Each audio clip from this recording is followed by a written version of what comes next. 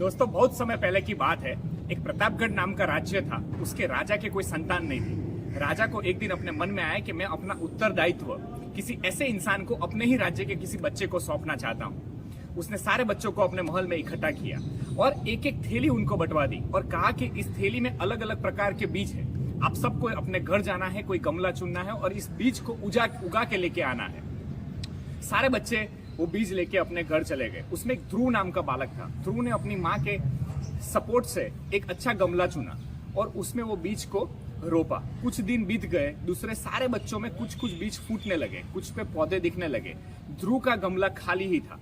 ध्रुव ने सोचा मेरा बीज कुछ अलग प्रकार का होगा, तो ध्रुव ने और थोड़ी सी धीरज दिखाई और ध्रुव उसमें मरम्मत, पानी डालता गया, उस गमले की देखभाल करता गया। 3 महीने बीत गए। सारे ही बच्चों में पेड़ पौधे दिखने लगे थे, कईयों में तो फूल भी दिखने लगे थे और ध्रुव का गमला अभी भी खाली था। सारे बच्चे ध्रुव के गमले को देख के हंसी मजाक भी उड़ाते थे।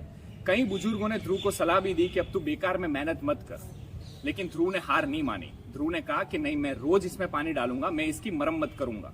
दिन बीतते गए। ध्रुव के मन में सवाल आया कि कहीं राजा मुझे आलसी तो नहीं समझेंगे कि इसने इस गमले की मरम्मत ही नहीं की, बीज तो उग ही नहीं रहा है, मैं तो रोज इसका ध्यान रख रहा हूं। 6 महीने बीत गए। नतरंगी फूल पौधे, सारे बच्चों के अलग अलग रंग बिरंगी गमले थे और ध्रुव का गमला खाली था। अब दिन आ गया महल में जाने का। ध्रुव की सांसें चढ़ने लगी कि कहीं राजा मुझे इसको देख के सजा तो नहीं दे देगा। ध्रुव की माता ने उसे समझाया कि आपको ये बीज राजा को वापस लौटाना ही चाहिए। आपको निसंदेह आपने इसका ध्यान रखा है, आपको जाना चाहिए।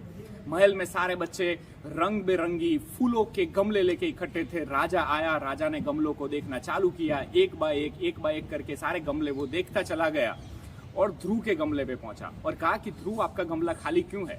ध्रुव ने हिचकिचाते हुए कहा कि मैंने इसकी रोज देखभाल की, लेकिन मुझे पता नहीं कि ये कैसे खाली रह गया। सारे बच्चे हंस रहे थे। राजा धीरे धीरे अपनी जगह पे गया और राजा ने घोषणा की कि सारे बच्चे गमले लेके यहाँ आ जाओ। और राजा ने एक खाली गमला ध्रुव का सबको दिखाया कि ये ध्रुव का ही एक गमला खाली है। सारे बच्चे जोर जोर से हंसने लगे। राजा ने जोर से घोषणा की कि मैंने आप लोगों को जो बीज दिए थे वो सारे ही बीज बंजर थे, लेकिन सब लोगों को केवल राजा बनना था, इसलिए उसमें दूसरे बीज उगाकर आपने नए नए पेड़ पौधे उगा दिए। सिर्फ ध्रुव की ईमानदारी है, ना कि ओनली ईमानदारी है, पर उसमें साहस भी है कि वो बिना बीज उगे भी गमला लेके यहाँ पे आया।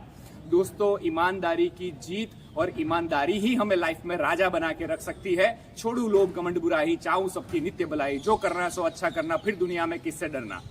अगर आपने ईमानदारी की वैल्यूज अपने बच्चों में डाली, आपकी बरकत होने ही वाली है। ईमानदारी हर जगह है। अगर आपने किसी में भी कुछ भी मिक्सिंग किया, फिर वो सेल्स हो, रिलेशनशिप हो या लीडरशिप हो, अगर 100% ईमानदारी है तो आपकी जीत तय है।